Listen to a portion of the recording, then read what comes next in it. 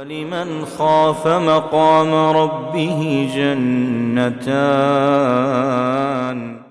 സഹോദരന്മാരെ, അസ്സലാമു അലൈക്കും വറഹ്മത്തുള്ളാഹി. ആർക്കാണ് സ്വർഗം ലഭിക്കുക? അള്ളാഹുവിനെ കണ്ടുമുട്ടുന്നതിനും സ്വർഗത്തിലെ മഹത്തായ അനുഗ്രഹങ്ങൾ ആസ്വദിക്കുന്നതിനും സാധിക്കുന്നത് അള്ളാഹുവിനെ അനുസരിക്കുകയും സ്വർഗം ചോദിക്കുകയും ചെയ്യുന്നവർക്ക് മാത്രമാണ്.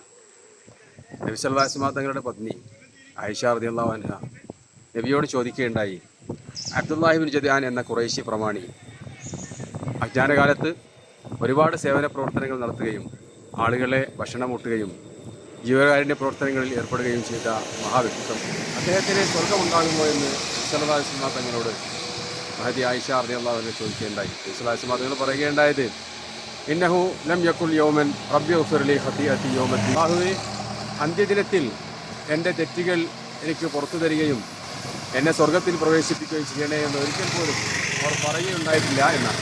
അതുകൊണ്ട് തന്നെ അവർക്ക് സ്വർഗമില്ല എന്നാണ് നബി സല്ലല്ലാഹു അലൈഹി വസല്ലം തങ്ങൾ അറിയിക്കുകയുണ്ടായത്.